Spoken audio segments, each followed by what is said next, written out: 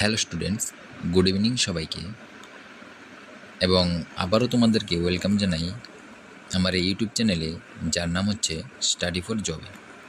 তো আমার এই চ্যানেলে তোমরা যে কোনো এক্সামের প্রিপারেশন এবং যে কোনো এক্সামের গভর্নমেন্ট বা প্রাইভেট তুমি বা সেন্ট্রাল বা স্টেট যাই বলো না এগুলো সব কিছু, যে চাকরির নোটিফিকেশন এবং তার যে প্রিপারেশন করার জন্য যে ক্লাস দুটি তোমরা আমার চ্যানেলের মাধ্যমে পেয়ে যাবে। ঠিক আছে, এই চ্যানেলের মাধ্যমে তোমাদের যে নতুন নতুন চাকরির যে নোটিফিকেশন তা নিয়ে আলোচনা করা হয় এবং বিভিন্ন চাকরির প্রিপারেশন করানো হয়, যেখানে তোমরা পিডিএফের মাধ্যমে তোমার নোট পেয়ে যাবে এবং ক্লাস যে বোর্ডের যে নোট সেগুলো তোমরা পেয়ে যাবে। ঠিক আছে, এই চ্যানেলের মাধ্যমে এখন তোমাদের জন্য যে কোয়ান্টিটিভ অ্যাপটিটিউড, যেটাকে ম্যাথ বলা হয়, ম্যাথের ক্লাস কিন্তু কন্টিনিউ এই চ্যানেলে করানো হচ্ছে। ঠিক আছে, যেটা নাকি তোমরা 8 এপ্রিল থেকে শুরু হয়েছে। ঠিক আছে, 8 এপ্রিল থেকে মানডে থেকে ফ্রাইডে পর্যন্ত সন্ধ্যে 8টাতে তোমার 8টার সময় কিন্তু তোমাদের এই চ্যানেলের মধ্যে বিভিন্ন ক্লাস ম্যাথের ক্লাস কিন্তু করানো হয়। ঠিক আছে, তাছাড়াও জিকে জিএস এর নোট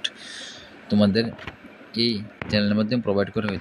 তাহলে তোমরা তোমাদের যাদেরই প্রয়োজন হয় তারা অবশ্যই আমার সঙ্গে যোগাযোগ করতে পারো। ঠিক আছে, তো আজকের যে ভিডিও বানানোর মেন উদ্দেশ্য হচ্ছে সেটা হচ্ছে যে আরপিএফ কনস্টেবল 2025-এর যে ভ্যাকেন্সি, যেটা 2024-এ যেটা অ্যাপ্লাই করা হয়েছিল এবং তার যে সিবিটি সেটা কিন্তু মার্চ 25-এ কিন্তু হয়েছে। ঠিক আছে, তো তা নিয়ে আমি এই চ্যানেলের মধ্যে আলোচনা করব যে তার কাট অফ এবং রেজাল্ট কবে আসতে পারে। ঠিক আছে, তো তোমরা যারা ত্রিপুরা থেকে তোমরা যারা এই যে আরপিএফ কনস্টেবল এক্সামটা দিয়েছো তারা অবশ্যই ভিডিওটি দেখবে। ঠিক আছে, তো তোমরা এবং তোমাদের যে মার্ক, ঠিক আছে, তোমাদের যে মার্ক কত এসেছে তা অবশ্যই আমার কমেন্ট বক্সে জানাবে।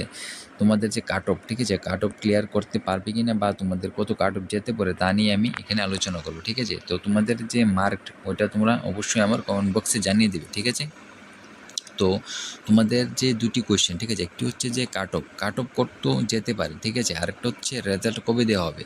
তো দুটি কোয়েশ্চেনের আনসার আমি এই ভিডিওর মাধ্যমে তোমাদেরকে দিয়ে দেবো। তো তার আগে তোমাদেরকে আমি বলে দিচ্ছি যে তোমাদের যে ফিজিক্যালটা যে কত হচ্ছে। ঠিক আছে, তোমাদের ফিজিক্যালে কী থাকছে সেটা আমি বলে দিচ্ছি। দেখো, প্রথমেই ফিজিক্যাল যে মেল ক্যান্ডিডেট, ঠিক আছে, এখানে মেল ক্যান্ডিডেটের কথা বলছি। মেল ক্যান্ডিডেটের জন্য এখানে তোমাদের যে রানিং, ঠিক আছে, তোমাদের রানিং কত হচ্ছে, এটা কিন্তু 1600 মিটার তোমাদের রানিং হচ্ছে। তার জন্য কিন্তু সময় থাকছে 5 মিনিট 45 সেকেন্ডে। ঠিক আছে, তো 5 মিনিট 45 সেকেন্ডে তোমাদের 1600 মিটার কিন্তু রানিং করতে হবে। এটা হচ্ছে মেল ক্যান্ডিডেটের জন্য, যেটা কিনা অনেকটাই কিন্তু টাফ বলতে পারো। ঠিক আছে, কেননা টাফ বলতে পারো, কেননা দেখো দিল্লি পুলিশে কিন্তু তোমাদের যে 6 মিনিটে কিন্তু তোমাদের 1600 মিটার দেওয়া হয়। ঠিক আছে, বাকি সবগুলো এক্সামই দেখবে তোমরা 6 মিনিটে সময় দেওয়া হচ্ছে যে 1600 মিটার রানিংয়ের জন্য। ঠিক আছে, কিন্তু আরপিএফ কনস্টেবলের মধ্যে তোমাদের কিন্তু 15 সেকেন্ড কম দেওয়া হচ্ছে, তা হচ্ছে 5 মিনিট 45 সেকেন্ড। ঠিক আছে, তার মধ্যে তোমার 1600 মিটার রানিং করতে হবে। ঠিক আছে, আর তোমাদের যে লং জাম্প হচ্ছে কিন্তু তোমাদের 14 ফুট। মেল ক্যান্ডিডেটের জন্য এখানে 14 ফুট লং জাম্প হচ্ছে এবং হাই জাম্প হচ্ছে তোমাদের এখানে 4 ফুট। তো দেখতে পাচ্ছ ফিজিক্যালটা অনেকটাই কিন্তু টাফ। এটা কিন্তু 1-2 মাসে কিন্তু তোমাদের আসবে না। ঠিক আছে, তার জন্য অনেক দিন প্রিপারেশন করতে হবে। তাই তোমাদেরকে বলেছি তোমাদের মার্কটা বলে দিতে আমাকে, তাহলে আমি জানতে পারবো যে তোমাদের ফিজিক্যালের জন্য প্রিপারেশন করা কি, মানে তোমাদের কি প্রয়োজন আছে কি না। ঠিক আছে, তো তোমরা কি কাট অফ ক্লিয়ার করতে পারবে কি না। এটা হচ্ছে মেল ক্যান্ডিডেটের জন্য, যেটা হচ্ছে ফিজিক্যাল। ঠিক আছে, তারপর নেক্সট দেখছো তোমাদের যে ফিমেল ক্যান্ডিডেটের যে ফিজিক্যালটা ওটা কি হচ্ছে। দেখো, ফিমেলদের জন্য যে ফিজিক্যালটা ওটা কিন্তু রানিং হচ্ছে 800 মিটার। ঠিক আছে, যেটা হচ্ছে 800 মিটারের জন্য। তার জন্য তোমাদের যে সময় দেওয়া হচ্ছে, দেখো টাইম দিয়েছে 3 মিনিট 40 সেকেন্ড। ঠিক আছে, ফিমেলদের জন্য 800 মিটার সেটা সময় হচ্ছে 3 মিনিট 40 সেকেন্ড। তাদের যে ফিমেলের যে লং জাম্প হচ্ছে কিন্তু 9 ফিট এবং হাই জাম্প হচ্ছে 3 ফিট। ঠিক আছে, তো তোমাদের যে ফিমেলের জন্য কিন্তু এটা ভালো একটা ফিজিক্যাল। ঠিক আছে, তো তোমরা অবশ্যই তোমাদের মার্ক ফিমেলটাও কিন্তু মার্কটা তোমরা জানাবে। ঠিক আছে, যারা ত্রিপুরা থেকে আরপিএফ কনস্টেবল এক্সাম দিয়েছো। ঠিক আছে, কিন্তু তার আগে দেখো তোমাদের যে কাট অফ বলার আগে দেখো তোমাদের টোটাল ভ্যাকেন্সি। ঠিক আছে, তোমাদের টোটাল ভ্যাকেন্সি কত ছিল সেটা আমি বলে দিচ্ছি। দেখো, তোমাদের যে আরপিএফ কনস্টেবলের যে টোটাল ভ্যাকেন্সি ছিল কিন্তু এখানে দেখো 4208টি। ঠিক আছে,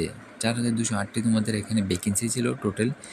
তাছাড়া এখানে কিন্তু সব ক্যাটাগরি মিলে, ঠিক আছে, টোটাল ভ্যাকেন্সির কথা বলছি, তার তোমাদের যে ফিজিক্যালের জন্য কত জনকে তোমাদের এখানে ডাকা হবে, দেখো ফিজিক্যালের জন্য তোমরা জানো যে এখানে 10 গুণ, ঠিক আছে, এখানে কিন্তু 10 গুণ তোমাদেরকে এখানে ডাকানো হবে। তাহলে তোমাদের 42,080 জনকে তোমাদের কিন্তু কল করা হবে ফার্স্টে তোমাদের ফিজিক্যালের জন্য, ঠিক আছে। তার আগে আরেকটা কথা বলে দিচ্ছি, তোমাদের এখানে কিন্তু ফিজিক্যালটা টাফ হওয়ার যে কারণে তোমাদের কিন্তু এখানে সেকেন্ড লিস্টও কিন্তু এখানে দেওয়া হয়, ঠিক আছে। আরপিএফ কনস্টেবলের একটা কি দেখো এখানে কিন্তু সেকেন্ড লিস্টও দেওয়া হয়। তোমরা যারা ফার্স্ট লিস্টে তোমাদের নাম না আছে তারা অবশ্যই তোমরা সেকেন্ড লিস্টের জন্য ওয়েট করবে, ঠিক আছে। সেকেন্ড লিস্টে কিন্তু তোমাদের নাম আসতে পারে। তো ফার্স্ট লিস্টের জন্য 10 গুণা 42,080 জনকে ডাকা হবে। তার থেকে তোমাদের 4,200 যেটা 208 টাকা তোমাদের ক্যান্ডিডেটকে সিলেক্ট করার জন্য, ঠিক আছে। আর তোমাদের যে পরীক্ষার যে উপস্থিতি, ঠিক আছে, পরীক্ষার কতজন উপস্থিত ছিল দেখো 50% থেকে 50% কিন্তু তোমাদের এখানে উপস্থিত ছিল যারা সিবিটি দিয়েছে, ঠিক আছে। সিবিটি যারা দিয়েছে তারা 50 থেকে 55% স্টুডেন্ট কিন্তু এখানে সিবিটি দিয়েছে, ঠিক আছে। তো নেক্সট দেখো তোমাদের যে কাট অফ, যেটা নিয়ে আমি কথা বলছি, তোমাদের কাট অফ কী থাকতে পারে। এখন তোমাদের যে কাট অফ মেল ক্যান্ডিডেট এবং ফিমেল ক্যান্ডিডেট দেখো আমি আলাদা করে লিখেছি।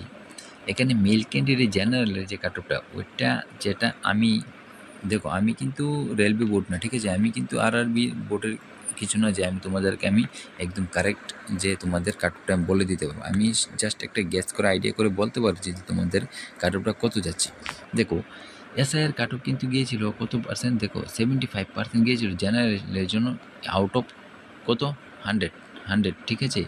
তাহলে তোমরা আউট অফ 100 যদি 75% হো তাহলে তোমাদের এক্সাম কিন্তু 120 হচ্ছে, ঠিক আছে। 120-র জন্য তোমাদের যে 75% কিন্তু 91 পয়েন্ট সামথিং কিন্তু আসে, ঠিক আছে। তো তোমরা বলতে পারো জেনারেলের জন্য 91 গিয়েছিল, ঠিক আছে, যেটা হচ্ছে এসআইয়ের জন্য আর পিএফ এসআইয়ের জন্য, ঠিক আছে।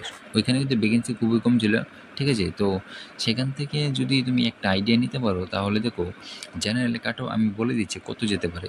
তোমাদের যে জেনারেল কাট অফ যাদের মার্ক দেখো 75, ঠিক আছে, 75+ যাদের মার্ক আছে তারা কিন্তু অবশ্যই ফিজিক্যালের জন্য তোমাদেরকে ডাকা হবে, ঠিক আছে। 75 আমার মনে হচ্ছে ইনাফ হয়ে যাবে। এটা আমি র মার্কসের কথা বলছি, বাকি নর্মালি যে মার্ক যাও হতে পারে ওইটা তো পরের কথা, ঠিক আছে। তারপর ওবিসিদের আমি বলতে পারি তোমাদেরকে একটা বলে দিচ্ছি যে 71 বা 72+ এখানে কিন্তু তোমাদেরকে ডাকা হবে, ঠিক আছে। ইডাব্লিউএসের সেম তোমরা রাখতে পারো 71 বা 72, এক দুই আগে পিছিয়ে করতে পারো, ঠিক আছে। এটা হচ্ছে তারপর হচ্ছে তোমাদের যে তোমাদের এসসি ক্যান্ডিডেটের জন্য যে কাট অফটা দেখো, এসসি ক্যান্ডিডেটের জন্য কিন্তু কাট অফ যদি বলতে তোমরা আমার মনে হচ্ছে যেটা কাট অফ থাকতে পারে এটা কিন্তু 67 বা 68 তোমাদের এখানে বলতে পারো 67 তোমরা বলতে পারো। 67+ যাদের মার্ক আছে তারা অবশ্যই ফিজিক্যালের জন্য কিন্তু তোমাদেরকে ডাকা হবে। এসটিদের জন্য এখানে তোমরা 8-2 মার্ক তোমরা কম করতে পারো, 65 বলতে পারো। এটা কিন্তু মেল ক্যান্ডিডেটের জন্য, ঠিক আছে। ফিমেল ক্যান্ডিডেটের জন্য তো তোমাদের আরও কম যাবে, ঠিক আছে। ফিমেল ক্যান্ডিডেটের জন্য দেখো জেনারেলের জন্য তোমরা বলতে পারো যদি তোমরা কি বলবো 70, ঠিক আছে, 70 বা 68ও তোমরা বলতে পারো। 68+ তোমাদের থাকতে পারে, ঠিক আছে। ওবিসির জন্য সেমি 68 দিতে পারো তোমরা, ঠিক আছে। সরি ওবিসির কথা বলছি, ওবিসির তোমরা 64 বা 65 তোমরা দিতে পারো, 65 দিতে পারো, ঠিক আছে। ইডাব্লিউএসের জন্য 65, ঠিক আছে। তারপর তুমি এসসি এসটি, ঠিক আছে, এসসি এসটিদের জন্য তোমার ফিমেল ক্যান্ডিডেটের জন্য তোমরা বলতে পারো যে 60, ঠিক আছে। এসসিদের জন্য 60 তোমাদের হয়ে যাবে, ঠিক আছে। তো বা 62 তোমরা ধরে নিতে পারো 62, আর এসটিদের জন্য 60, ঠিক আছে। তার মধ্যে তোমাদের সিলেকশন হয়ে যাবে, ঠিক আছে, ফিজিক্যালের জন্য। এটা হচ্ছে তোমাদের কাট অফ, যেটা আমি বলে দিয়েছি যে আইডিয়া করে কত যেতে পারে, ঠিক আছে। তারপর হচ্ছে নেক্সট হচ্ছে তোমাদের যে রেজাল্ট ডেট, রেজাল্ট তোমাদের কখন আসবে, ঠিক আছে। তোমাদের রেজাল্ট কখন দেওয়া হবে এটা তোমরা এখন আমি যেটা বলতে চাইছি, দেখো তোমাদের যদি এসআইয়ের যদি সাথে যদি তুলনা করো তোমরা দেখো এসআইয়ের যে এক্সামটা ওটা কিন্তু হয়েছিল 2 ডিসেম্বর থেকে 13 ডিসেম্বর, ঠিক আছে। মাঝখানে গ্যাপ ছিল, তো 13 ডিসেম্বর কিন্তু লাস্ট এক্সাম ছিল। তার এক্সাম কিন্তু দিয়েছিল, তার যে রেজাল্ট দিয়েছিল 3 মার্চ, ঠিক আছে, 3 মার্চ। তো উইথিন তোমরা দেখো 90 ডের ভিতরে কিন্তু তোমাদের যে রেজাল্টটা দিয়ে দেওয়া হয়, ঠিক আছে। তো এখানে এসআইয়ের কিন্তু 75, ঠিক আছে, 75 দিনের পরে কিন্তু তোমাদেরকে এখানে দিয়ে দেওয়া হয়েছিল যেটা রেজাল্ট, ঠিক আছে। তো আমি কনস্টেবলের জন্য তোমাদের রেজাল্ট ধরে নিতে পারে এরকম 70 বা 75 দিন, বা হাইয়েস্টলি তোমাদের 90 ডে মধ্যে তোমাদেরকে রেজাল্ট দিয়ে দেওয়া হবে। তো দেখো তোমাদের যে এক্সাম ওটাই কিন্তু হয়েছিল তোমাদের, যেটা বলতে পারো মার্চ, ঠিক আছে। 2 মার্চ থেকে তোমরা 18 মার্চের মধ্যে তোমাদের এক্সাম কিন্তু শেষ হয়ে গেছে, ঠিক আছে, কনস্টেবল।